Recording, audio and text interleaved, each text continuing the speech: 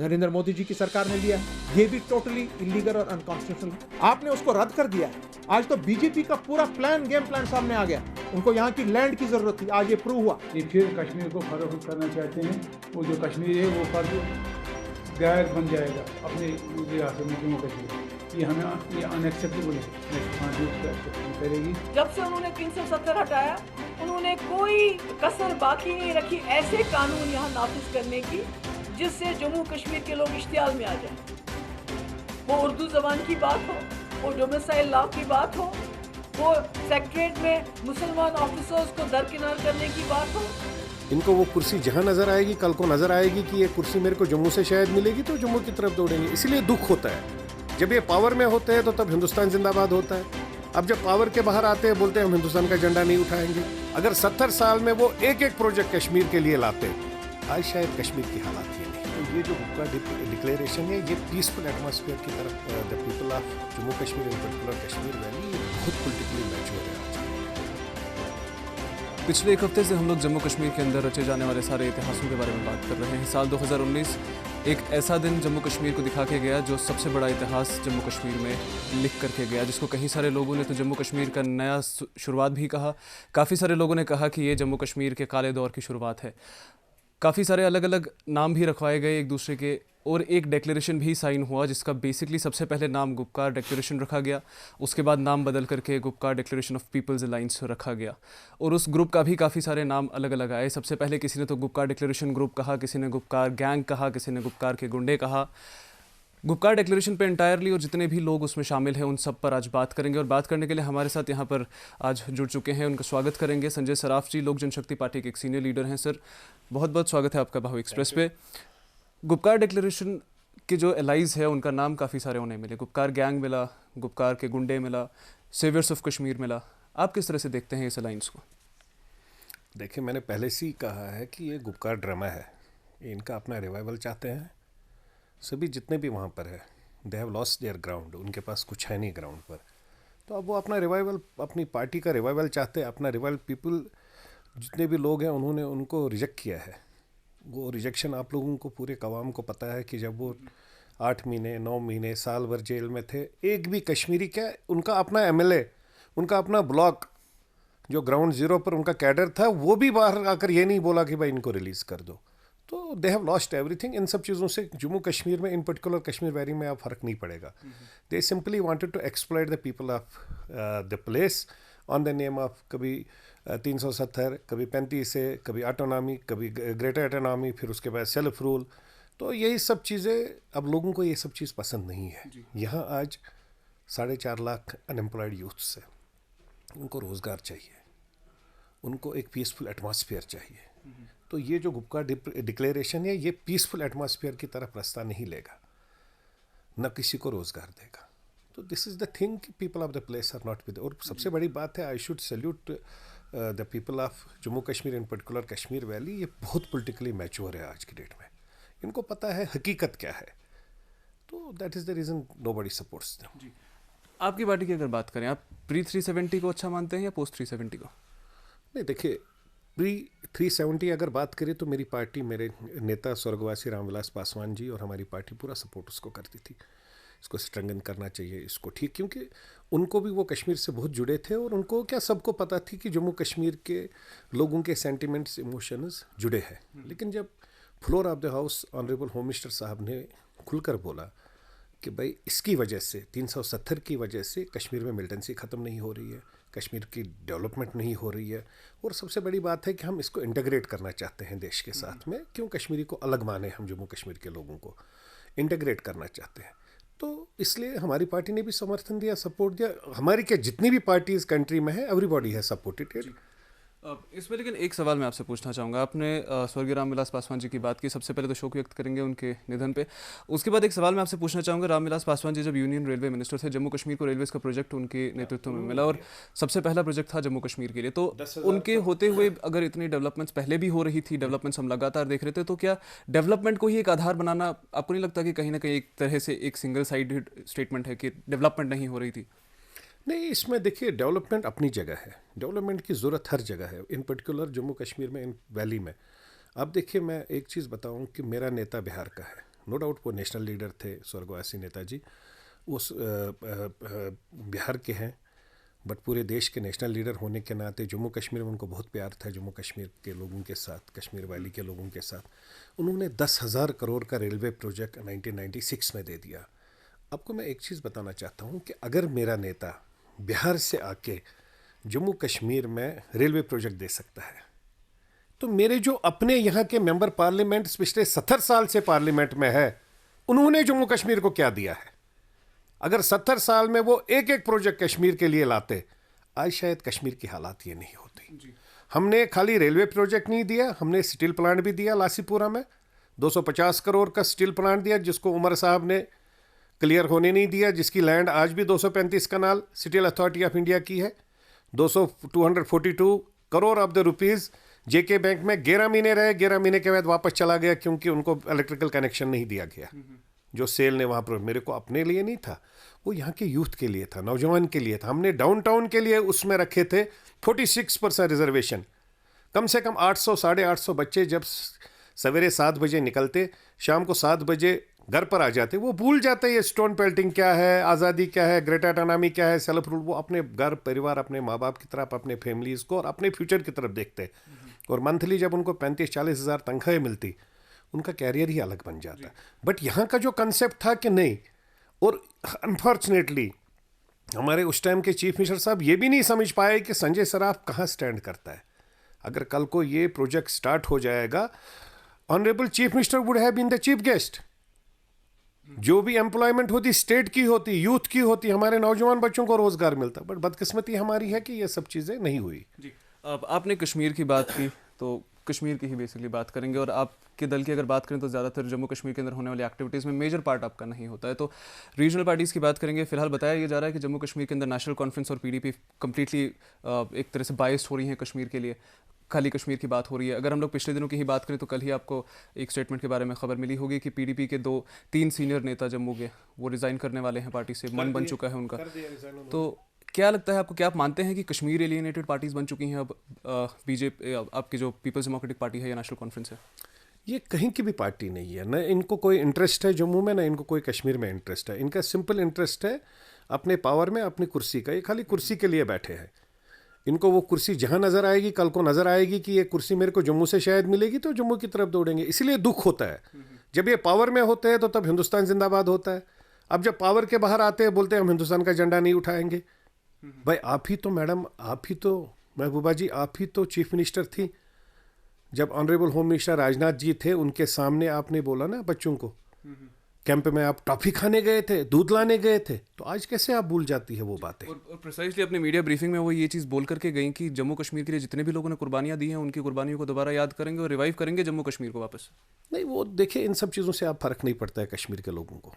आपने कश्मीर सेंट्रिक की बात की, तो कश्मीर के लोगों को इसलिए इफेक्ट नहीं पड़ता। हमने 1 लाख से ज़्यादा बच्चे, अवाम लोग, हमारे माँ बहन बेटियाँ, हाफ विडोज़ हमारी बहनें बनी है। बहुत का बेचारों का पता भी नहीं है क्या है क्या नहीं है, हैंडीकैप्ड हो गए। तो सब कश्मीर के लोग इस सब चीज़ को देख चुके हैं, उभर गए हैं अब इन सब चीज़ों से। तो व्हाट आई फील पर्सनली, जो मेरा खुद का अपना एक्सपीरियंस है ग्राउंड ज़ीरो का, पिछले 20-22 साल से ग्राउंड पर जम्मू कश्मीर में, इन पर्टिकुलर कश्मीर वैली में, मेरे को नहीं लगता है कि इनका वो समर्थन, क्योंकि मैं भी राजनीति बाहर पूरे देश में करता हूँ, मैं देखता हूँ हर स्टेट में। आप देखिए, यहाँ पर अगर कहीं पर बाहर में कोई जेल होता था, आप देखिए चेन्नई में, जब वहाँ पर वो करुणानिधि को जेल भरते थे, पूरा चेन्नई सड़क पर आ जाता था। ललिता क्या नाम था उसका, जब जिसकी डेथ भी हो गई उस मैडम की, तो जब उनको भी जेल भरते थे, she was also ex chief minister of the state, I am sorry मैं उनका नाम याद नहीं करा रहा हूँ, तो उसको जेल भरते थे तो पूरा चेन्नई सड़क पर आता। तो उन्होंने दे have done ट्रेमेंडस work for the people of their place. यहाँ इन्होंने जब कुछ किया नहीं, अपने घर के बगैर इनको कुछ दिखा नहीं, इनको कहीं ये नहीं नज़र आया कि जो यूथ है, नौजवान है, उसकी इंटेग्रिटी, उसका सेल्फ रेस्पेक्ट, उसको कैसे बचाए, उसको कैसे, इनको हर वक्त अपनी सीट, अपनी कुर्सी नज़र आई, और उसी में इनको नज़र आया, उसी दायरे में ये घूमते रहे कि अब इस साल हमारा क्या एजेंडा होगा, 370 को और स्ट्रांग करेंगे। आप इनके मैनिफेस्टोज खोलिए, संजय सराफ हो सकता है गलत बोल रहा है, आप पिछले 30 साल से मैनिफेस्टोज निकालिए, पीडीपी का, नेशनल कॉन्फ्रेंस का, इवन कांग्रेस का भी, यहाँ का JNK का, आप मैनिफेस्टोज देखिए, आपको खुद को नज़र आ जाएगा। कहीं पर यह नहीं लिखा है कि इतने अनएम्प्लॉयड यूथ्स है, हम इनके लिए इंडस्ट्रीज़ लाएंगे, हम यहाँ पर यहाँ पर हम जूस की फैक्ट्रीज लगाएंगे, जो मेरा फ्रूट यहाँ से निकलेगा यहीं पर जूस डब्बा बन के जाएगा और यही बाहर पूरे कंट्री में जाएगा, ये कहीं पर नहीं। कोल्ड स्टोरेजेस लगाएंगे, गोडाउन लगाएंगे, कहीं पर कुछ नहीं लिखा है। कहीं पर यह नहीं लिखा है कि चलो हम लोग कहते हैं अगर इंडस्ट्रीज आने से यहाँ पर पोल्यूशन हो जाएगा, ये हमारा हेल्थ रिजॉर्ट स्टेट है, हेल्थ रिजॉर्ट यूटी है। आप बताइए ये आईटी इंडस्ट्री तो ला सकते हैं, ये बोर्डिंग इंस्टीट्यूट्स तो ला सकते हैं, कुछ नहीं किया। They have done nothing at ground zero. That is the reason इनके साथ आज कोई खड़ा नहीं हो रहा है। जम्मू कश्मीर का जब यूटी में कन्वर्जन हुआ और बाइफर्केशन हुआ तो रीऑर्गेनाइजेशन की बात की गई। जम्मू कश्मीर के अंदर रीऑर्गेनाइजेशन एक्ट के अंदर काफ़ी सारे सेंट्रल एक्ट्स भी यहाँ पर अमेंड हुए और काफ़ी सारे एक्ट्स जो अभी भी लगातार चेंज होते जा रहे हैं, उन पर बात करेंगे। सबसे पहले डोमिसाइल पे आपसे जानना चाहूँगा, डोमिसाइल किस तरह से देखते हैं आप? क्या वो एक आइडेंटिटी बन सकता है जम्मू कश्मीर के किसी भी निवासी का? मैंने तो पहले भी कहा था कि जो ये डोमिसाइल सर्टिफिकेट है ये ब्यूरोक्रेटिक सर्टिफिकेट है। यहाँ जितने भी ब्यूरोक्रेट्स थे सबसे पहले उन्होंने अपनी डोमिसाइल सर्टिफिकेट्स बनाई। तो रिमेनिंग थिंग्स जो आप एक्टिव की बात कर रहे हैं, I have not gone through the statement of honourable his highness LG साहब जो आज उन्होंने स्टेटमेंट दिया। Let me go through that statement, then after I will be in a better position to speak for that. और इसमें अभी भी आपने कुछ समय पहले कहा कि इंडस्ट्रीज आ सकती थी, तो बेसिकली स्टेटमेंट ये है कि जम्मू कश्मीर के अंदर जो इंडस्ट्रियल स्टेट है, लैंड है, उसको बेसिकली डोमिसाइल से हटाया जा रहा है ताकि इंडस्ट्रीज आए, इन्वेस्टमेंट जम्मू कश्मीर के अंदर आए। और उसके साथ साथ जो एग्रीकल्चरल लैंड है उसको प्रोटेक्टेड रखा गया है, लेकिन अभी भी वो कंप्लीटली प्रोटेक्टेड नहीं है। उसके लिए भी आगे जो रेवेन्यू डिपार्टमेंट है वो अलग से नोटिफिकेशन लाएगा कि क्या वो डोमिसाइल प्रोटेक्शन के अंदर आती है या नहीं एंड ऑल। लेकिन क्या आपको लगता है कि जम्मू कश्मीर के जो लोग हैं उनको पहले होम मिनिस्टर साहब ने आज से पहले 1 साल पहले जब एब्रोगेशन हुआ उस टाइम पे भी कहा कि जम्मू कश्मीर का ज़मीन और जो जॉब्स हैं वो सेफ रहेंगे। उसके बाद आज से लगभग 4 महीने पहले भी कहा कि जम्मू कश्मीर की जो लैंड और जॉब्स हैं वो सेफ रहेंगी। और उसके साथ साथ जम्मू कश्मीर की खुद की एक पार्टी ने कहा कि हमारा सबसे बड़ा एजेंडा है जम्मू कश्मीर का लैंड और जॉब राइट्स को प्रोटेक्ट करना। मैं अल्ताफ़ बुखारी जी की बात कर रहा हूँ। क्या आपको नहीं लगता कि सबसे पहले एजेंडा खत्म होने से अल्ताफ़ बुखारी जी की पार्टी खत्म हो गई? और दूसरी बात, जो अभी चल रहे कंटिन्यूस स्टेटमेंट्स है, चेंज ओवर स्टेटमेंट्स है बीजेपी के, क्या वो लोगों को एक तरह से हम कहें तो दूर नहीं करेंगे बीजेपी से? सर आप अल्ताफ़ बुखारी जी की बात कर रहे हैं तो मैं उनका स्पोक्स पर्सन हो ही नहीं, आप उनसे ये बात पूछ लीजिए। बाकी रिमेनिंग जो चीज़ों की बात कर रहे हैं, that I have already told कि I have not gone through the proper statement and proper act what has been implemented as on date what you tell me. Let me go through that and accordingly then after I will be in a better place to speak.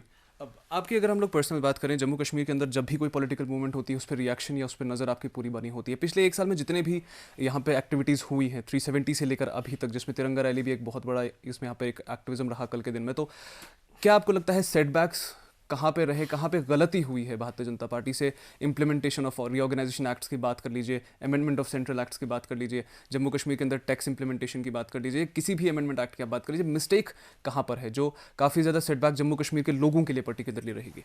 नहीं, जब आप खुद देख लीजिए, अब आप तिरंगा यात्रा की बात कर रहे हैं, मेरे को तो ये समझ नहीं आ रहा है हमें यात्रा करने की क्या ज़रूरत है। हमारे हर स्टेट में हमारा नेशनल फ्लैग चाहे 15 अगस्त हो, 26 जनवरी हो, या आज के डेट में भी देखिए हर इंस्टीट्यूट पर ऊपर है। तो we don't have to prove it कि ये मेरा स्टेट है, ये तो है ना भाई, इंटीग्रेट हो गया, parliament of India has cleared it. तो इसमें तो मेरे को नहीं लगता है कि हमें इस सब चीज़ पर डोल बजाने की ज़रूरत है और ये प्रूव करने की ज़रूरत है ये जो 10 आदमी झंडा लेकर निकले यही सब है यहाँ और बाकी सब नहीं है। तो आई डोंट फील कि ये उतना, बाकी उनकी अपनी इच्छा है, उनकी अपनी पार्टी है, वो कोई भी यात्रा निकाल सकते हैं, उनका अपना एजेंडा क्या है क्या नहीं है वो उनकी पार्टी का एजेंडा है। आई डोंट वांट टू कह सकते हैं कि एक तरह से I am not their spokesperson for that purpose. कह सकते हैं एक तरह से तिरंगा की जो एक तरह से जिसको हम लोग तिरंगा पॉलिटिक्स कहते हैं या पहले रिलीजियस पॉलिटिक्स कहते थे, वो थ्रू आउट हो रही है। कश्मीर से शुरुआत करेंगे और फिर बिहार लेके जाएंगे, ऐसा कहा जा रहा है। नहीं, ऐसी कोई बात नहीं है। बिहार में तो इलेक्शन ख़त्म हो गया, वहाँ तो तिरंगा यात्रा की बात नहीं है। मेन चीज़ मसला ये है कि हमें डेवलपमेंट और विकास की बात करनी चाहिए जो लोगों को चाहिए। हमारे को आज सर्दियाँ जाड़े आने वाले हैं, सर्दियों में हमारे को 24 आवर्स हमारे को बिजली चाहिए, हमारे को फैसिलिटी होनी चाहिए। जैसे हिज हाइनेस गवर्नर साहब ने, और मैं गवर्नमेंट को भी मुबारकबाद देता हूँ कि यहाँ पर सेक्रेटरीट जब शिफ्ट हो जाता था तो यहाँ पूरा completely it was almost like ऐसे लगता था कि यहाँ का कनेक्टिविटी ख़त्म हो गई। ये बहुत अच्छी बात है, इन्होंने आधा यहाँ रखा आधा वहाँ रखा। इट इज़ मतलब this is an very good sign, we appreciate for all these things. से चलो आप लोगों को कम से कम हमें नज़र है कि चलो सेक्रेटरीट खुला है, शायद वहाँ से कोई काम अच्छा निकलेगा। तो I think these are the major issues, लोगों को एड्रेस करने की ज़रूरत है, लोगों के दिलों को जीतने की। सबसे बड़ी बात है लोगों के दिलों को जीतिए। जो ये सब चीज़ है, इन सब चीज़ों से लोगों के दिल नहीं जीते जाते हैं। आखिरी सवाल आपसे पूछना चाहूँगा। सबसे पहले तो पीडीपी के जो प्रेसिडेंट हैं महबूबा मुफ्ती जी, उनका रिएक्शन आया है आज के स्टेटमेंट पे। कह रहे हैं कि कंटिन्यूसली साल 2019 से डाके डाले जा रहे हैं। सबसे पहले आर्टिकल 370 ले गए, उसके बाद जम्मू कश्मीर के लोगों के राइट्स ले गए, अब ज़मीन ले गए। उस पर क्या रिएक्शन होगा आपका? और सेकेंडली कल एक सवाल मैंने पूछा था अपने सारे ऑडियंसेस से, वो आपसे भी पूछूंगा। जम्मू कश्मीर के कश्मीरी नौजवान की रिप्रेजेंटेशन क्या है, कौन सा फ्लैग वो उठाए? क्योंकि लाल चौक में आप कोई भी फ्लैग लेकर के आइए, आप अरेस्ट हो जाएंगे। मेरे को तो नहीं लगता है जम्मू कश्मीर के बच्चों को ये कोई फ्लैग उठाने की ज़रूरत है।